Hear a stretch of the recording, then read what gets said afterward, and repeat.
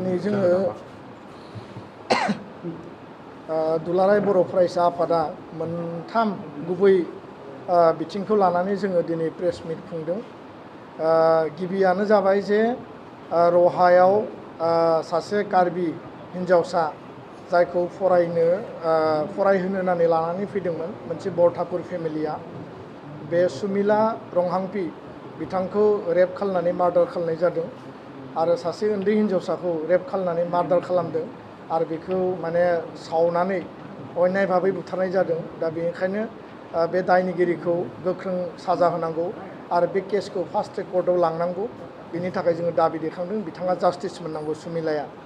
नैथिया जाबाय जे रंजालि बैसागुनि सिगां उदालगुरियाव सासे गथ'नि बिमा अनजालि बसुमतारी बिथांखौ न'निफ्राय फुस्लायनानै लाना थांनानै माखासे दुथां सुबुंफोरा बेखौ रेप खालामनानै मार्डार खालामदों आरो बे मार्डार खालामग्रा मानसिफ्रा दिनै पुलिसनि आखायाव दङ। दा जों दाबि खालामदों साफ्रोमबो मार्डारारा जाहाथे स्ट्रं पानिशमेन्ट मोनो आरो बिथांमोनखौ फास्ट ट्रेक कर्टआव लांनानै बे केसखौ गोख्रैनो माने जास्टिस होनायनि थाखाय प्रसासना बा सरकारा खामानि मावथों, बेखौ जों दाबि होदों। थामथि बाथ्राया जाहैबाय राङापारानि नंसे गेरगुवाजुलियाव दाख्लै सासे बुरै बैसोनि सासे आइजोखौ दायनि सन्देह खालामनानै बिथांखौ बुथारनाय जादों आरो बे जोंनि थाखाय जोबोद दुखुनांथावना। दुलाराय बर' फरायसा आफाद आरो बर' हारिया जोङो बयबो बुंदों, एवारनेस सांग्रांथि लाबोनाय हाबाफारि जोङो लाबोदों जे जोंनि समाजाव दायनि गैया आरो दायनि जि फोथायनाय बे दायनि फोथायनाया मोनसे अन्याय हाबा आरो दायनि होननानै बिसास खालामनाया समाजाव बिशृंखल थासारि लाबोदों आरो आसाम सरकाराबो दायनि होननानै जायखौ माने नोङो माने बुंगोन सोरखौबा माने सन्देह खालामगोन बा सोरखौबा बुथारगोन बिनि सायाव माने साजा होनायनि थाखाय आयेन बानायदों।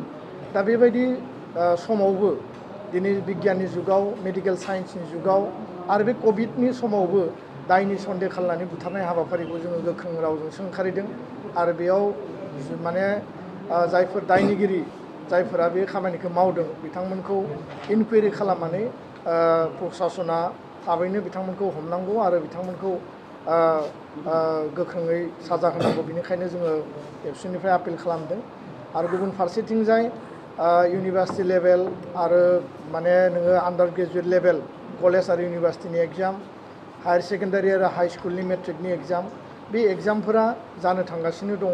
माखासे एग्जामा सोलिबाय थादोंमोन, दायो इउनिभार्सिटिफोरखौ माने बन्द' खालामनाय जादों।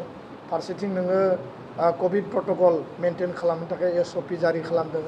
क्लास 1निफ्राय क्लास 8सिम स्कुल कलेज बन्द' घोषणा होदों आरो बे गासैबो थासारिखौ नायनानै फरायसा फरायसुलिनि भबिष्यत बिथांमोननि केरियारखौ नायनानै दुलाराय बर' फरायसा आफादा आपिल खालामदों जे 1 मास 20 दिन बा सम एसे लानो हायो।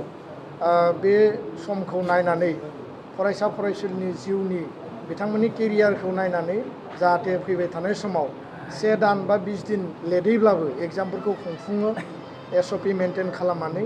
गुबुन फारसेथिङै एग्जाम खुंनो थांनायाव बिथांमोननि जिउ, बिथांमोननि थांना थानाय, बिथांमोना जाहाथे महामारि कर'ना भाइरासजों साग्लोबसारजाया बा इनफेक्टेड जाया बिनि थाखायबो हेल्थ रिलेटेड जिखिनि प्रटेक्शन बिनि थाखाय प्रसासना बा बिनि थाखाय हेल्थ डिपार्टमेन्टआ बे माने हाबाफारिखौ लानांगौ।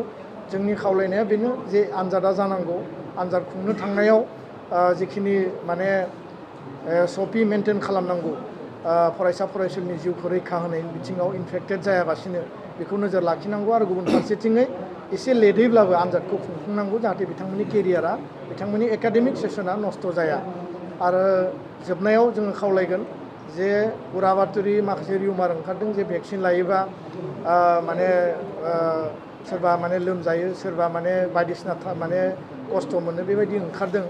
दा गासैबो भेक्सिनावनो एसे नङा एसे भेक्सिन लाखांनायनि उनाव एडजास्ट जानो थाखाय एसे सम नांगौ, नाथाय बेबायदि गैया जे जायनि थाखाय भेक्सिनखौ लायोब्ला गिनो गोनां।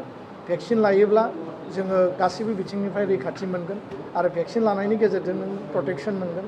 दा बेखायनो 18 इयार्सनि एबभ जेसेबां जोंनि सुबुंफोर दङ भेक्सिन लानो थाखाय सरकारा जेखौ खावलायदों जाहाथे बे भेक्सिनेसनाव बयबो बाहागो लायो आरो दायो 45 इयार्सनि एबभनि भेक्सिनेसना सोलिगासिनो दङ दा बेखायनो जोङो खावलायबाय दुलाराय बर' फरायसा आफादनिफ्राय बयबो भेक्सिनखौ ला जोङो बयबो मास्क गाननांगोन जोङो आखाइ सुनांगोन बा सेनिटाइज खालामनांगोन आरो जोङो सासेया सासेनि जानथायाव मेनटेन खालामनानै बारदेरनो हायै बायदि जोङो थांना थानायनि थाखाय जोङो हुदा बयबो खालामनानै लानांगोन। गोजोन्थों।